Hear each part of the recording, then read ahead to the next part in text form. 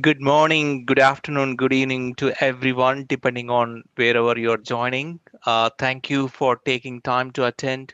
On behalf of All India Oracle Users Group, a very warm welcome to Sangam 20 Virtual Conference, a festival of Oracle.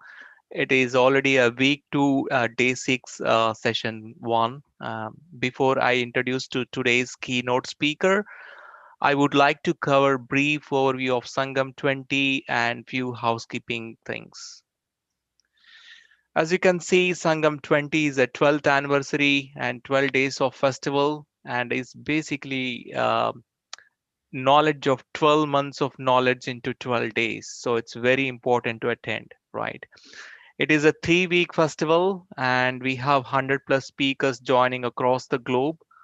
We really worked hard to get a new content and new speakers to Indian Oracle community. We have introduced new themes like rapid fire sessions and community sessions, and we are also including something called open mic on Sunday mornings. So today we have number of experts, and today is very crucial day for us, especially security experts across the globe, including our today's keynote speaker Vipin Samar is joining, and also MySQL team is joining. It's very important. I think it's good to take a break from the employer and just focus on today's Sangam 20 virtual conference. This is one of the important slides of Sangam 20. I think you hear this voice for more than 100 times, but still we are pushing. Take a screenshot of this slide and put it in Twitter saying that you're attending Sangam 20 so that your connections also come and join, and it's zero cost to attend. Remember, knowledge is power as long as it is shared. Do not share with you, share with others. And few housekeeping rules. We invite your comments and questions. Please look at the Q&A bottom of your screen. Please ask your questions to the speaker at any point of time. Type in a Q&A section only, and Vipin will take appropriately. Please use a chat box for the support. If you need any support, you can use a chat box. And use Sangam 20 IOG hashtags for tweeting. And presentation material will be uploaded to the AIOG website, and you can download after Sangam 20. An important thing is keynote quiz. So keep all your phones and the browsers ready so that you can participate and win gift vouchers. Provide your feedback at end of the session. That's very critical. If you want to ask more sessions on security, please let us know. So today our keynote speaker, Vipin Samar, very close to AIOG community. If you don't know Vipin, he's the senior vice president of database security at Oracle, and he's responsible for development for database security. So whatever today we are seeing, all the security features, it's coming from his team. So he's having more than 25 years. He is developing security technologies for operating systems, networks, identity management, and databases. And he led the security development team at Oracle, create most comprehensive security platform and innovate at scale, right? So Vipin has a master's degree in computer science from SUNY at Stony Brook, New York, and bachelor's in electrical and electronics engineering from BITS Pilani. And the BITS Pilani, famous people are coming from BITS Pilani and IIT, and he's part of that group. And one of the important thing and little jealous about is having more than 12 patents in security and information retrieval. So it's very important. Listen word by word from Vipin, and security is very key these days.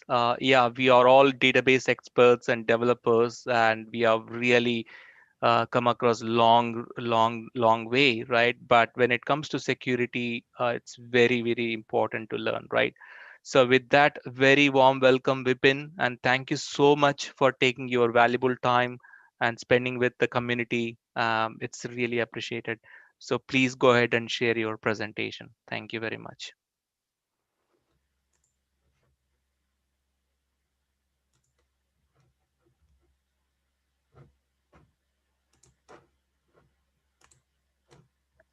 Hello, everybody. Can you hear me okay? Yes.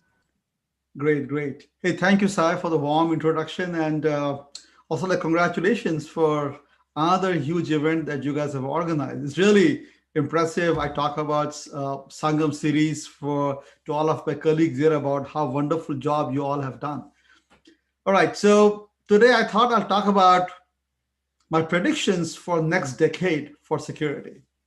And predictions are kind of always somewhat difficult because two things, you know, even if you get it right about what would happen, but when would it happen? Always difficult. And also, we typically think about one dimensional, but in reality, many factors kind of come together for that thing to happen. And it's always difficult to see what may actually happen. So, for example, go 25 years back, the first browser came into the market. You think since then and now it's only the browser enhancements? Sure, we have lots of browsers now, but enhancements and improvements came everywhere, right? We got cheap computing. Moore's law continues to work even after 60 years. Plentiful of everything. The communication cost went down. We got security over the net. Payments happened. right? And that's why we are in this world today. It's a very different world now where internet is pretty much touching each and every user on this human being on this planet. That's what it really is, right? So security is kind of in some sense no different.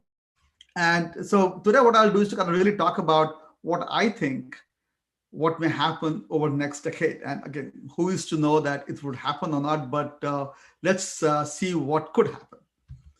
Uh, okay. All right. So first of all, really, the scale has changed just tremendously in security at all levels. Because we have deployments at every single place, from mobile devices to huge machines, to the data is exploding everywhere. The IT stack keeps getting complex and complex and complex, with now microservices and containers and REST APIs and multiple stack components everywhere. And everything is really deeply connected. And what's happening is that because speed really matters, some people are skipping on security. And that is how it really is. And also, since things are getting so complex, there are very few people who really understand it end to end. The other thing we have seen is great amount of open source. And I'm not saying that's good or bad. I think that's wonderful. But it also means that unless open source is fully maintained and supported, it may end up it may end up with some problems because people may depend upon it, and if it is not fully maintained, that may be a problem. Second side is that regulations are also growing. Almost every country has some laws or the other.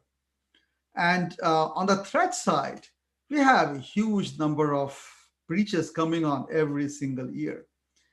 People are coming up with ways to discover a hole if there is on anywhere at the cloud scale, right? Somebody misses some flag somewhere, and it is discovered within the next hour or even sooner than that. And there's money to be made with data, right?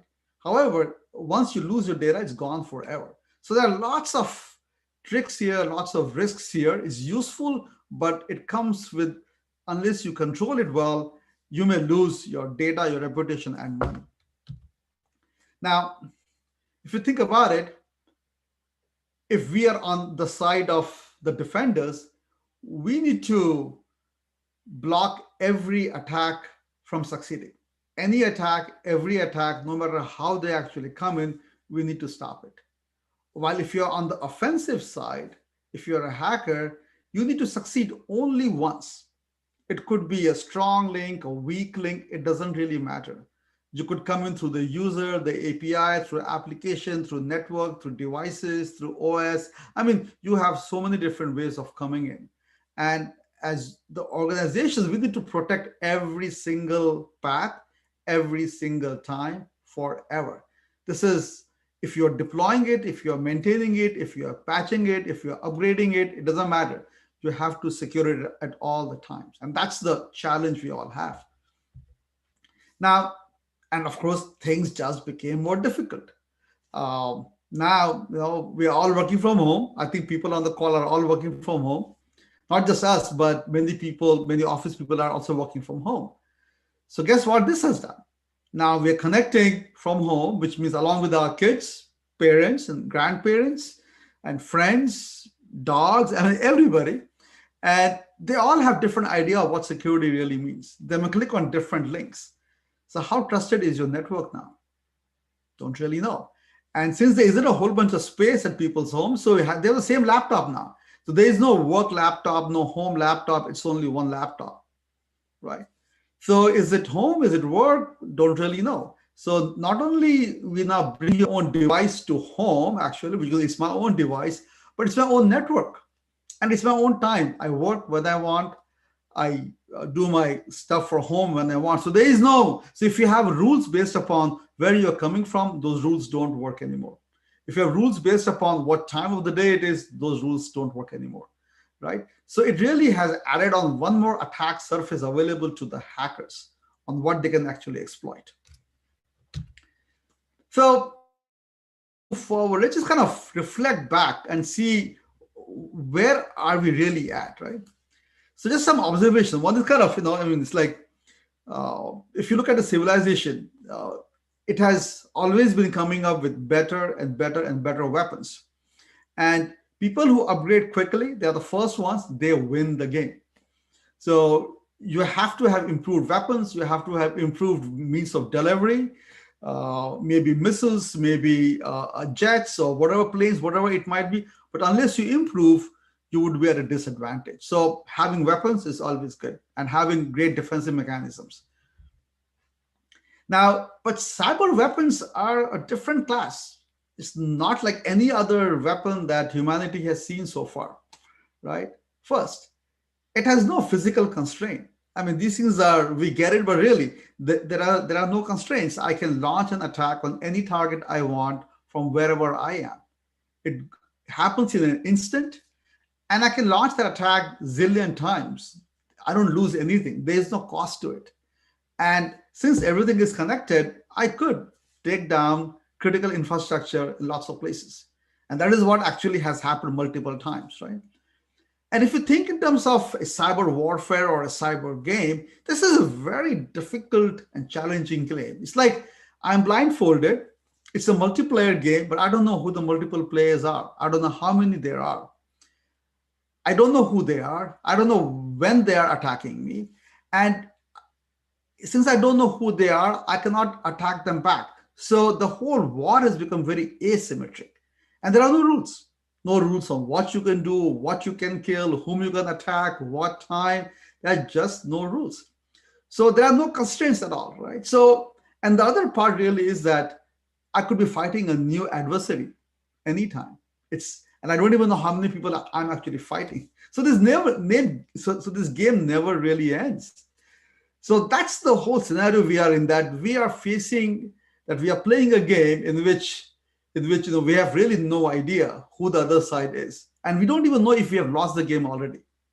Right? So it's really is so you have to think very differently to play such a game. Now, I'll just walk through very quickly on some of the very notable breaches in this last decade. Right? I'll start from the top. So there was a story 7 years back, Edward Snowden. I'm sure this is well-known story across the globe. He was a CIA contractor who flew away from US with pen drives with thousands and thousands of secret data, really confidential data of US federal government. And now he's actually a permanent resident in Russia and caused irreparable damage. So an insider attack. Second, after that was US Office of Personnel Management. Here, 21 million records were lost these were the confidential stories and history of all the people who go through a security clearance. Unless you have security clearance, you cannot work for many of the top government agencies here who work on secret matters. So these interviews happen over lots of days. They have pages and pages over you. They talk to your neighbor, your friend, your colleague, everybody. So a lot of sensitive data. So that got lost.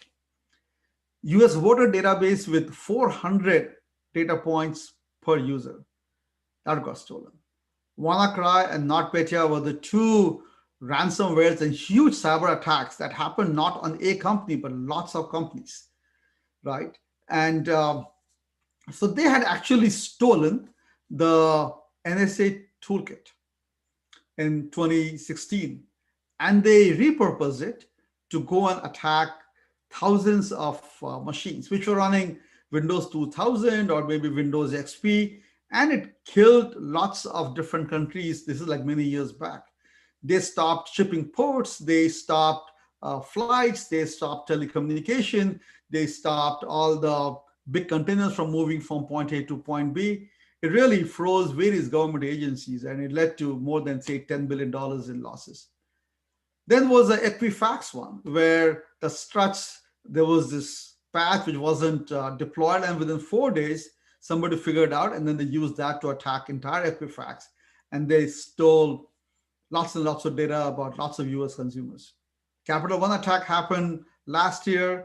A lot of data stolen because there was a configuration mistake. There was the insider who knew what to do with this kind of data and like where to go. And early this year, Apple website got hacked, where some Whitehat hackers actually. So these were 20-year-olds, 5 of them, and over 3 or 4 months, they found 55 vulnerabilities on Apple website. And this touched lots of different properties of Apple, from iTunes to their shipping to the supplies, their internal manufacturing data, so on and so forth. But again, these were white hat hackers, so they got some bounty for it. And this was a very difficult thing too. But however, they were able to actually break in. And the last one just happened like yesterday or the day before. FireEye, it is a company that's asked to go and investigate any kind of break that happens, any kind of breach that happens. And once they do that, they also bring in their tools to really see, hey, where else is this particular company weak? So they run these scans to figure out what really has happened. So though they of course have very sophisticated tools. So they got hacked yesterday and those tools got stolen.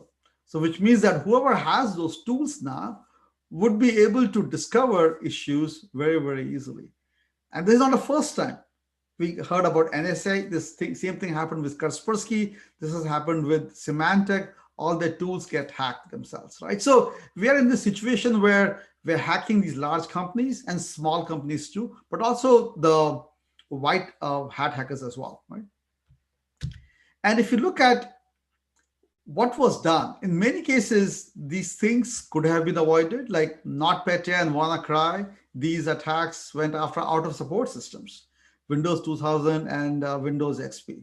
Some of them went after misconfigured systems. There was a mistake there. Somebody kind of exploited that. Some things were not patched. In some cases, they thought that if you have a strong big network, and they assume that nobody would be able to break in, but that assumption is just not true anymore. So you cannot depend upon a coconut security, as I call it, where it's very hard shell, or a clamshell security. But if you're able to break it in, you have access to everything. And these days, pretty much there is no perimeter, right? So you can't really depend upon coconut kind of security. Lack of awareness, people thought, no, it's okay, we're completely safe. And again, you actually get hacked. If data is unencrypted and somebody is able to get in, they walk away with it. Insider abuse and complex software with lots of moving parts. And certainly the last one is about hacking tools. So, there are some things that you could have done easily for the first half of it. The last half, a little more difficult because it really requires some level of strong expertise. Okay? So now we have three forms. It's like we got a cyber crime where people want to sell your data for some money, or they may want to encrypt that data for ransomware, but it's really being done for money. At some level, that's the least risky, or it's like, even though, yes, we all get really worried about it, but the damage done is, you lose some money. In cyber espionage, you lose real IP, and that can then be used to really go against that company or the areas that that particular company is really like strong in, and can actually kill that company. And last is the cyber war, where for national reasons, I can take over the country, some element, and then really use it to get an edge. Now, if you look at this chart here, they added up all the breaches in the last 10 years. Number one is US. And again, it's not surprising because the whole, lots of the parts of the country are actually automated. We have like computerized lots of operations. So, and security, may not have gotten that attention that it perhaps like deserved. So for every resident, it was hacked. There were like 18 breaches for every single resident. But this thing could also be because they had to disclose. If there's a breach, they're required to disclose. So there's a lot more disclosure, a lot more detection. Because note that this game could have been over and you may not even know about it. So it's possible that in other countries, people just don't report because they're not required by law, and they may not be detecting those breaches. Now, I just happen to list a country there on the left-hand side which lost 1.1 billion records, and 200 government websites exposed it. You know what I'm talking about. This happened a couple of years back. So once laws are there, these things would be fully exposed, and then people would really demand to have strong security. But the thing is that when there's any kind of attack, you don't really know what's going to happen after that. Could be cyber crime, could be espionage, or could be cyber war. Okay? So kind of my observations kind of before I come to my predictions. So You all heard of Newton's law, and if he were alive today, I think he'll come with something like this. But I'll come with mine, right? An organization continues in its state of security ignorance or bliss unless acted upon by a breach. There is another statement which people say that, hey, if it ain't broken, don't fix it. But it's more like if they don't think it's broken, don't fix it, right? So here, many people think that, well, things kind of look okay, so why do anything different? When the breach happens, then they wake up and then they begin to do things. But that's what I've seen is that people want to continue in that state for a very, very long time, which we all know is very dangerous. Second law of complexity, right? Security is inversely proportional to the number of knobs in the system, number of things I have to fix, number of policies I have to set, right? Number of security parameters I need to tune, number of connections I need to make and manage. More complex, you would make mistakes. There's always the impedance mismatch, the more systems you have, right? A number of components you have, each component acts differently. So we don't quite understand how each of them work and how they work with each other, it may lead to breaches. Also, each component typically has its own security model. So unless models are fully aligned, it's a very high probability that more things you depend upon, more your chances would go up for having a breach.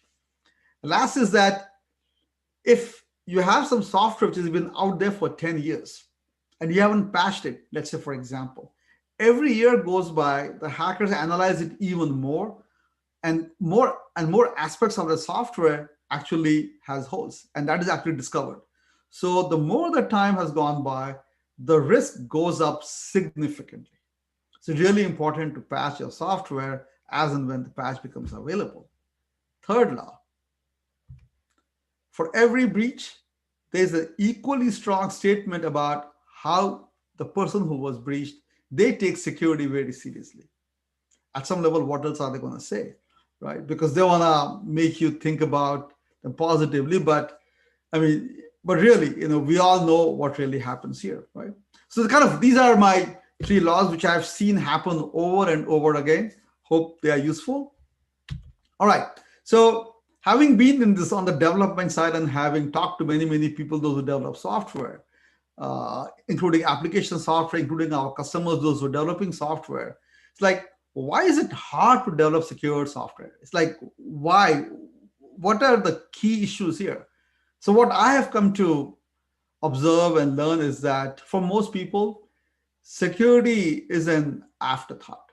They're driven more by features and functions and its performance and its scale and how easy it is to use. And I can understand why, because security cannot be seen by many people. They don't understand.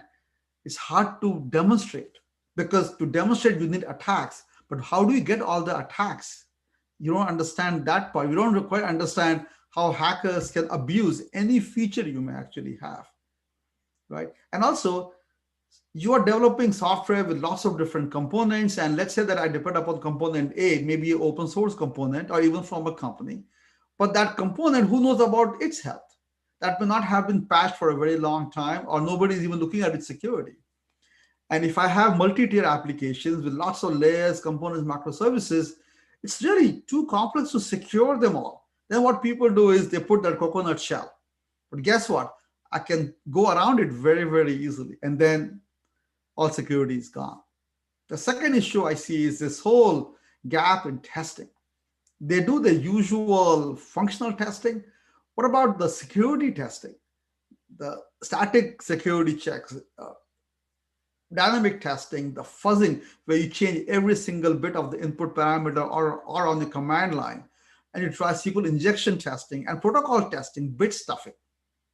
Most people don't really get anywhere close to that.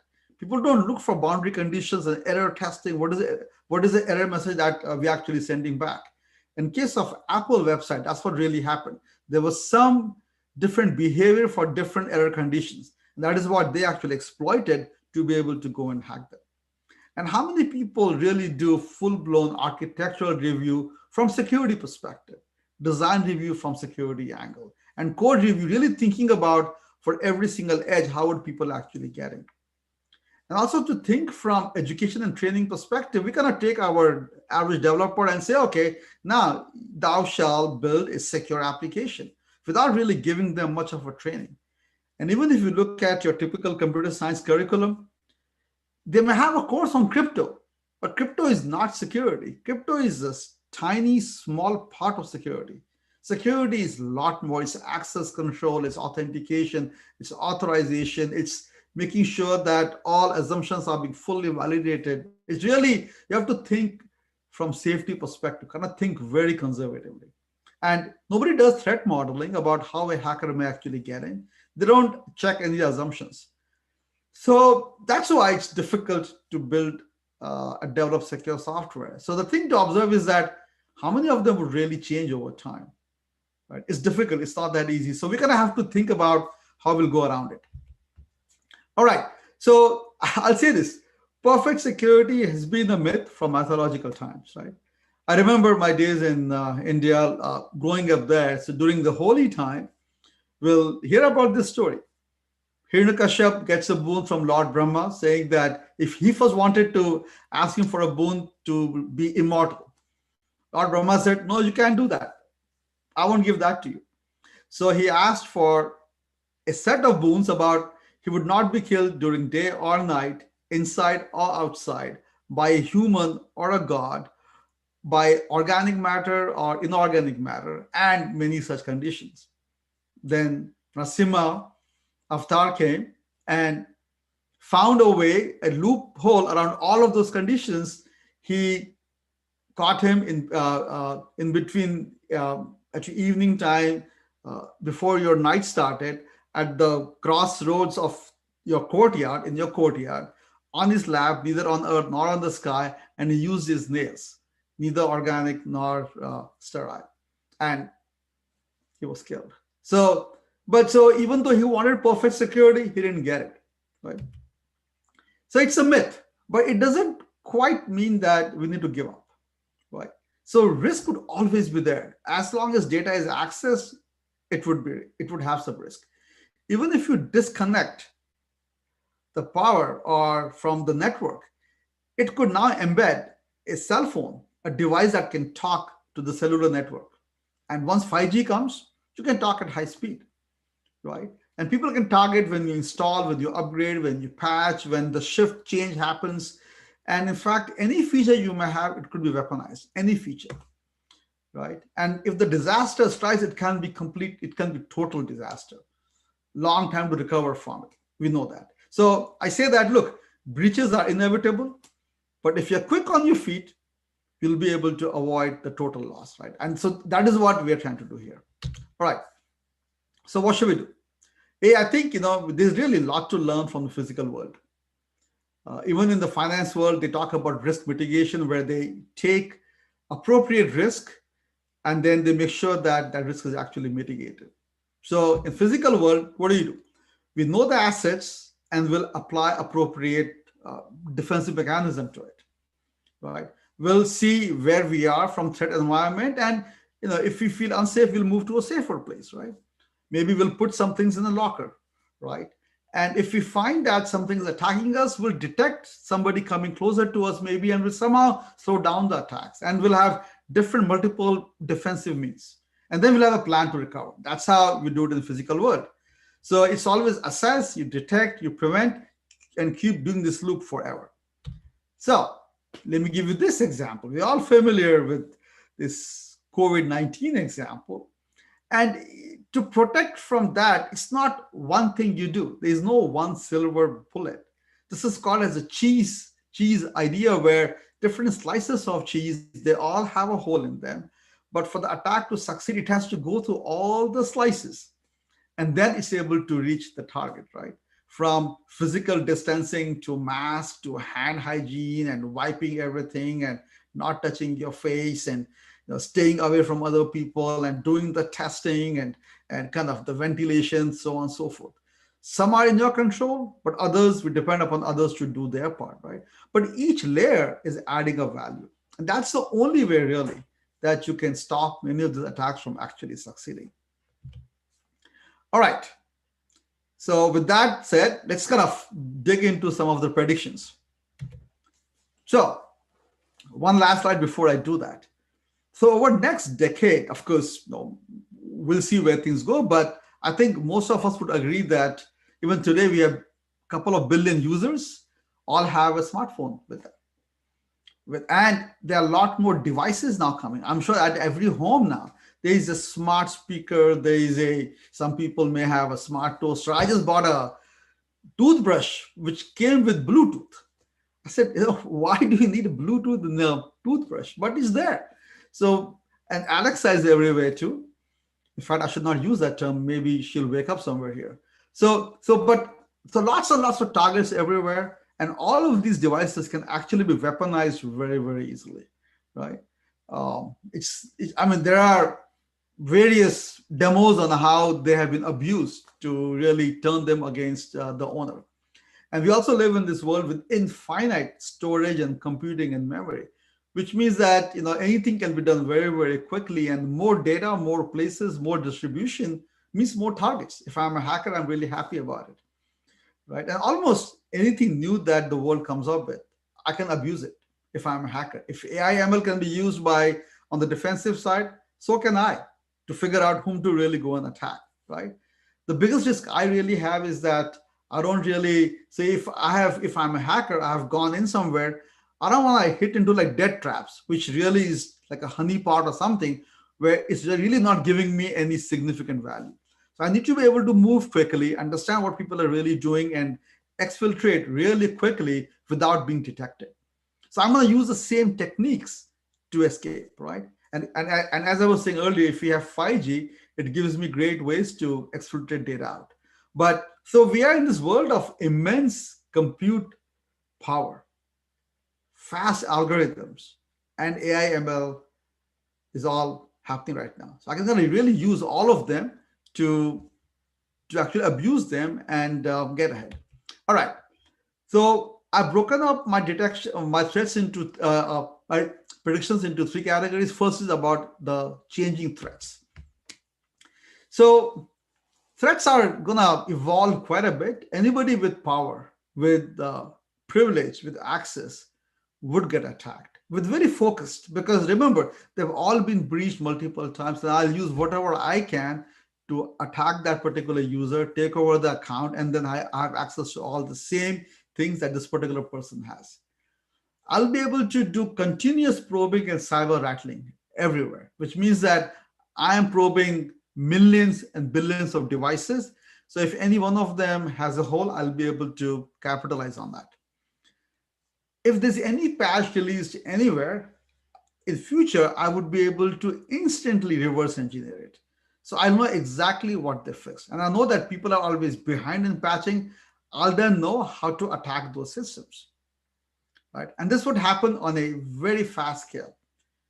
Fourth is the big work for the hacker is really to understand where to hack, who has a hole.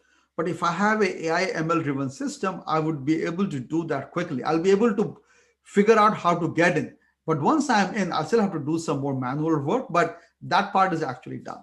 And then I'll be able to, and I also want to be able to hide myself, right?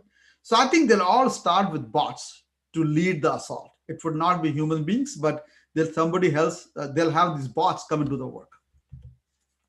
All right, second prediction that they'll always have new things to target, from smart devices, which could become your weakest link, because think about it. How would you patch those, right? It depends upon the manufacturer for sure. Is there a way to change your password on them? They all authenticate to your network. How do you do that? How do you make sure that the crypto in them is really strong over the next many, many years? And they are now part of your household. So in some sense, they become your weakest link. Then you got virtual assistants. All of us have many of these assistants, and they have access to your email, your calendar, your accounts. They could be made to turn against you.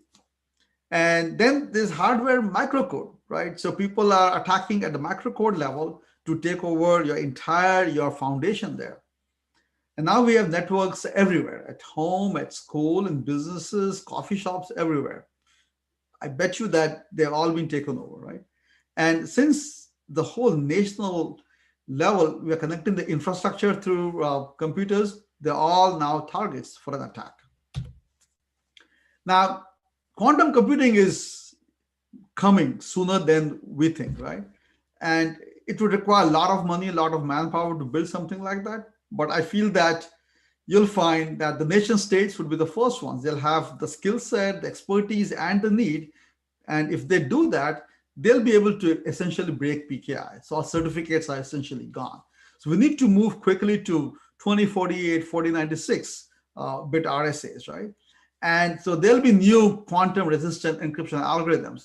But when these things happen, not everybody would move instantly. So hackers would use that to really go and break into your systems. And so the new reality that in which will be there is that the script kiddies now also have all the tools because these tools are now available freely. Anybody can become a hacker, and the tools just work. In fact, everybody would want to go and collect these tools from other people, right? So that would kind of become the next game for people. I mean, and third is like, so even today, lots of breaches have happened, and I just think about, look, if somebody could put all the breach data together, or even if it's not together, I just do a complex join across all of these breach links. And once I do that for any individual on this planet, we can figure out a whole bunch of data. I just do a join on that particular name or that particular identity.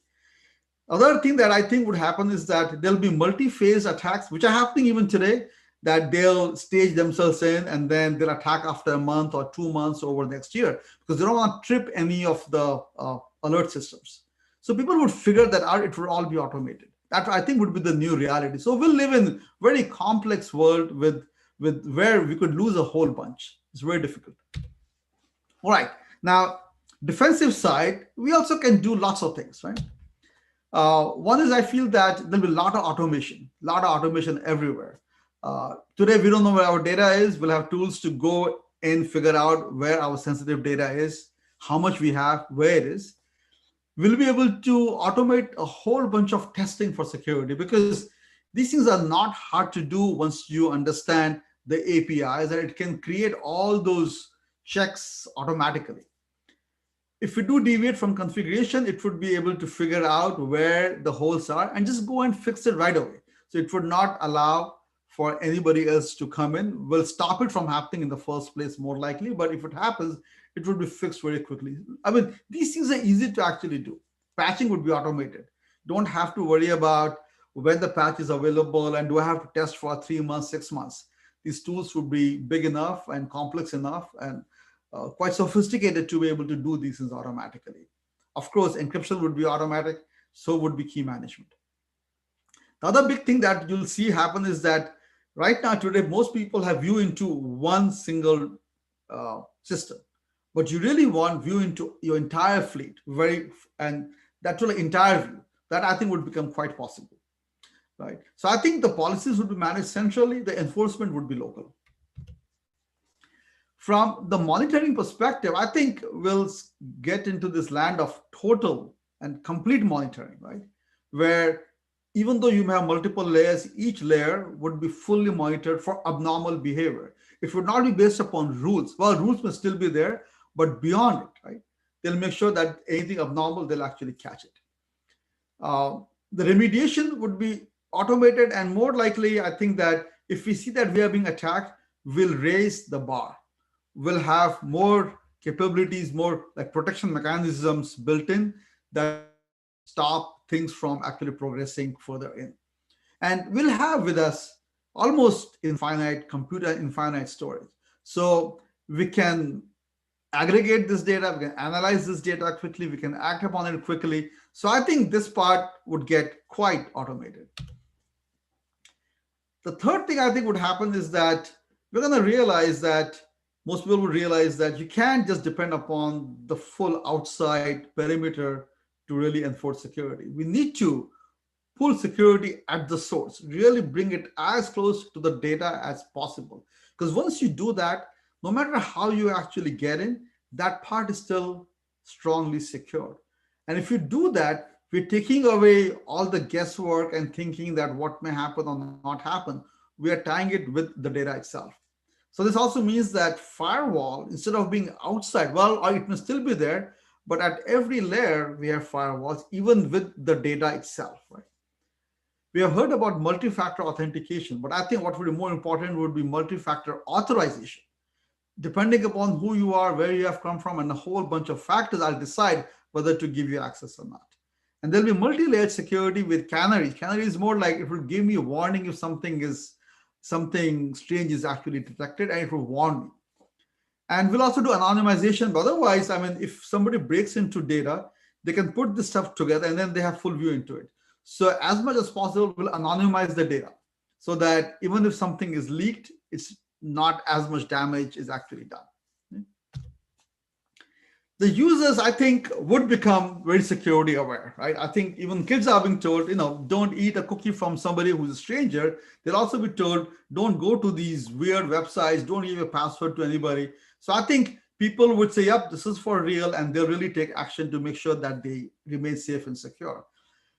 We, I think, would depend upon more and more smart assistants, because it would be difficult for human beings to do everything on their own. And of course, this is a chicken and egg problem. What if smart assistants go against us? But that would be, I think, be solved. But to manage consent, to manage your privacy, authentication, all that, well, I think would get smart assistants to deal with it. And we'll be dealing with scores everywhere. Like, what is your risk score? What is your security score? You are already familiar with these red, all these like different colors now. So I think people would become more and more comfortable with the scoring mechanisms. And I think bots would again come around to do heavy lifting for the users. MLAIs, which would certainly accelerate security everywhere, and it would drive many aspects of our security, from diagnosing if there is a breach, assessing where things are, discovering your data, monitoring any unauthorized access, and protecting your data. I think there would still be a fair share of false positives and false negatives. It means that there may still be alerts coming on and you may still miss a few things, but it would take away the load significantly, I think. So, but not that you'll not, I think you'll still need human beings to manage those bots, make sure that they're appropriately tuned, because even the hackers would know that you have these bots. So they'll come up with a different use case that you perhaps haven't seen before. But this, I think, will certainly help us in like big ways. I think cloud would be seen as really providing a very strong security for pretty much everybody, because at some level, if you do something within the cloud, you can amortize that expense and expertise over lots and lots of consumers, right? This infrastructure would be secure, and that this means your networking, your segmentation there, your OSs, your VMs, everything. Patching would be there, everything would be hardened and maintained properly, and you'll have a single pane of glass. That I think is very critical to really have a view into security of the entire system. All things would be properly integrated, so I don't have to go and attach and patch things together and stitch them together. And hopefully, security would also work across multi-cloud, across multiple clouds, because people would have multiple clouds, so might as well have security that spans across all of them. So this, I think, is would be the thing that is would certainly help most people, whether you are small or large. It would be difficult to reproduce what a cloud vendor can actually do for you in terms of security. And I think cyber defense, from defense perspective, would really go deep. I think most countries would create a cyber command, just like we have Army and Navy and Air Force. We'll have a cyber command. Some countries have it today, but I think almost all nations would begin to have it, because they need to protect the infrastructure, plain and simple. Countries would talk about digital sovereignty, that they don't want others to tell them what to do.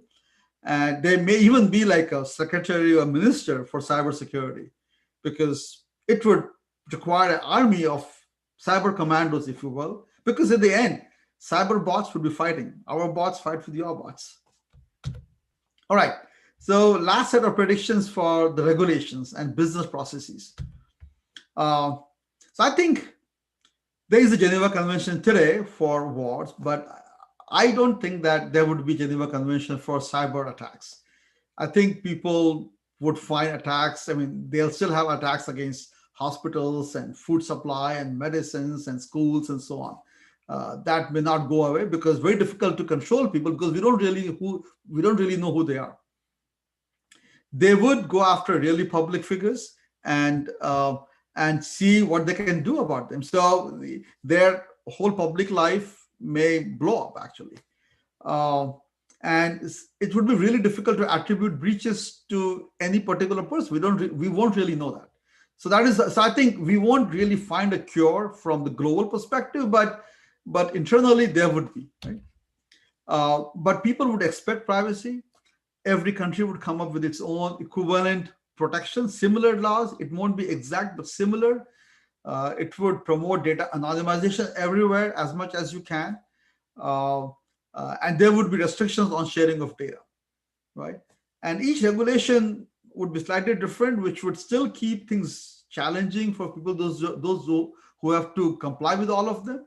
But I think things would certainly be a lot better. People would be aware of all these laws. I think even in India, they're coming up with a law for data protection. And the side effects would be interesting. For example, cyber insurance. Just the way we have health insurance, we'll have cyber insurance. But to do that, they'll make sure that you are following all the checks, all the configuration rules, you are doing the proper assessment, detection, and prevention. If you don't do it, they would not give you insurance, right? So this I think would be good because it would automatically require people to be more to deploy security and follow those best practices.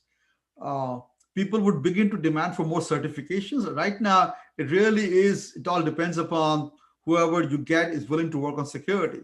So some people would be certified for security. There may be certain tests and certain code may have to go through certain checks, right? So I think things are going to change. And certainly people would say, hey, if my identity is lost digitally, do I exist? That would be the question asked.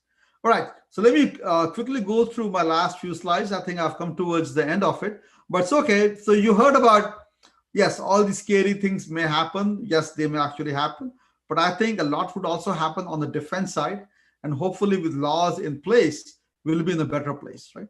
Now, what about the present?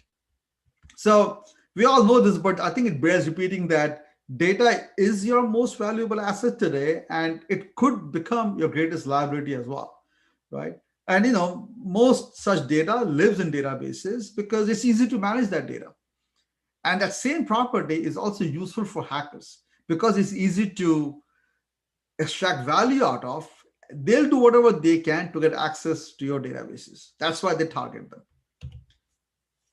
So what's going to be the overall strategy, right? In general, you got to start from your data. Start to secure the data itself and not depend as much upon the perimeter being doing all the right things because attackers are already inside your network. You got to figure out how to manage your weakest link, and those are your users. They need to be trained, they need to be educated, told what to be done, and have some checks on them. Your applications are the ones that are exposing your databases, so you gotta shrink that exposed attacks, that particular attack surface. You have to ensure best practices are being followed. You need to lock down your databases, your operating system, and if you can get onto the cloud, that will really give you a leg up in securing your entire environment. Right? All right.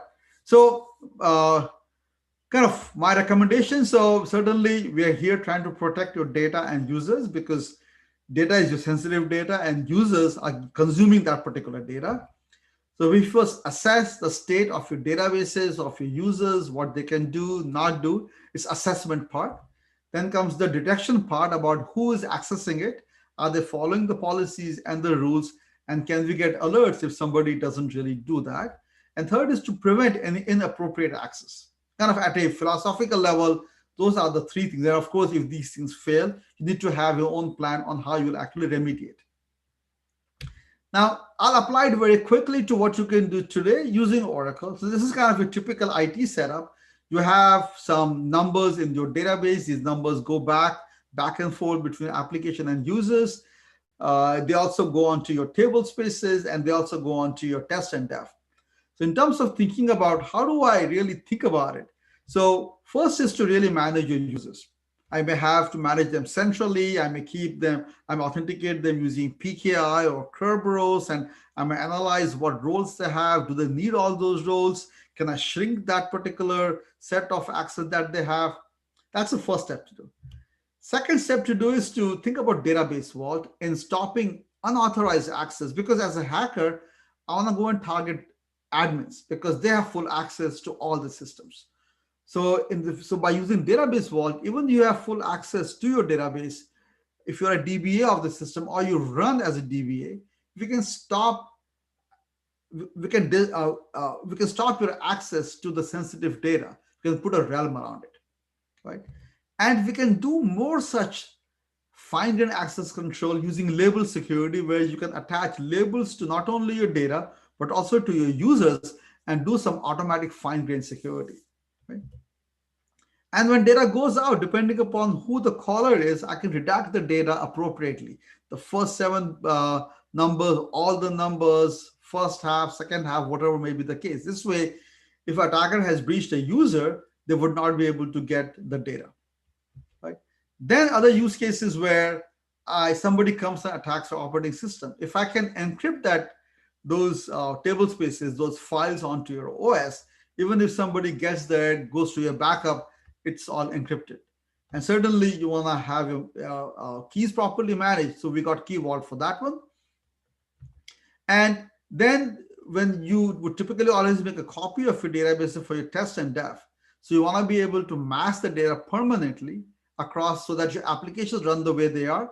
But even if somebody is able to get in, they can't really walk away with the real data, right? And then you want to monitor what's happening. So we send audit data to Audit Vault for Oracle and non-Oracle databases, which can analyze the data and raise alerts as needed. And then you want to assess security of the entire database, which is you are assessing their security of the data itself, of the users, of the configuration. We can do that with DBSAT, which I believe most of you are familiar with. And certainly all these things can also be done with DataSafe. I spoke about it last time. It's a cloud service. So instead of you rolling your own, we can roll it in the cloud for you, and you have full, and then you can use the cloud service to manage your entire databases everywhere. Okay. And in the end, you have a database firewall, which can look for any SQL injection attack, any unauthorized attack against any of your objects, and actually stop that. Okay.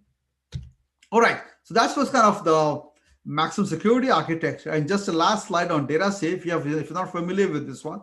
So this is a security control center on the cloud that does 5 key things. It does security assessment of your data. It does user assessment, ensuring who they are, where they have come from, what roles they have, how risky they are. It looks at your data, understands your data, understands what your data can actually do for you. It looks at the users and does data masking. All 5 well integrated set of services which can be used very easily, no prior expertise needed. So it can help you demonstrate your compliance. And it really is like a cloud service. So it would take you just a few minutes to turn it on, and it works, and you don't have to move to the cloud for that. Your databases can be where they are right now. You could be on premises, you could be running Exadata, you could be at cloud at customer, you could be anywhere, and we'll be able to protect that data using DataSafe, right? All right, so I think I've come to the end of my session. We're almost out of time here. Uh, so there are some more sessions today. One is on data masking, and one is on database activity monitoring with Audit Vault and database firewall. And then you also have a fireside chat where you'll be able to go and talk to some of the experts. And if you have any questions there. And then we have a talk on DataSafe next week. And then we have a hands-on lab where you can really get a feel for how easy it is to use. It's also, yeah, so that would be, it would be great if you can sign up for something like this and like try it out. Okay. And so every month, every second Thursday of the month, we do a Ask Tom Dataface Security Office Hours, where you're all invited to join, ask us any question that you have. And here are the links. And I think you'll get copies of my slides. So with that, I think I'm almost on the dot, just a minute late, but that's my presentation. That's my forecast on and my predictions on what may actually happen in the world. All right. So let's see. I have a couple of questions. What is the database security feature from upcoming release that you are most excited about? That's a good question. Russ, you want to answer that, or you would want me to answer? Let me answer that. So most people have an issue with rotating passwords, which is that if you have application accounts and you may have five like middle tiers, and then you want to rotate your passwords. Now, unless you do that, now I mean, to change the passwords everywhere, now you need to have downtime. So instead of that, now we've introduced what we're calling as a password rollover. So you can take your time, you can take 5 minutes a day, half a day, and in that time frame, we'll be accepting both the old and the new password. So this really makes it easy to change your passwords if you ever have to change. Okay. The next question was, which one should you prefer, DBSAT or CIS benchmark for databases? So DBSAT is a tool and which supports CIS also. But actually, I would prefer DataSafe simply because it can run against multiple databases. So you can keep the old history, the new history, everything is graphical, very easy to see what really is actually happening. So my preference would be to really try out DataSafe. I think it's really one single tool that can help you assess your security and help you secure your databases. Okay. Uh, Another question on any Oracle Cloud security certification available. I think the answer is yes. I may not know about it, and maybe somebody who's there from Oracle can answer that question. Absolutely, yes. Oracle University has an Oracle database security specialist. Um, it is an excellent question or an excellent course. They work closely with the product development team in creating the course. And we have several people that have already completed it and gotten that certification. Thank you, Russ. Any other question? Great. I hope this was useful, and you'll think about these predictions to kind of make your own plans. And the more, I mean, as I was like coming up and thinking about all predictions, really kind of, so I've had the vantage point about working in security for a very long time. And I've seen how things have evolved over the last 15, 20, 30 years, right? So on that basis, I can kind of see as to where we might be headed. And certainly the hackers may have an upper hand if we don't act proactively, if people don't think about it proactively and begin to uh, deploy many of the security features and really thinking about how might a hacker actually come and break into your system. Okay. Yeah, thank you very much, Vipin. Very insightful session on security, and especially your stories was very powerful, and your predictions and remedies and solutions from Oracle. It's really eye-opening for many of us.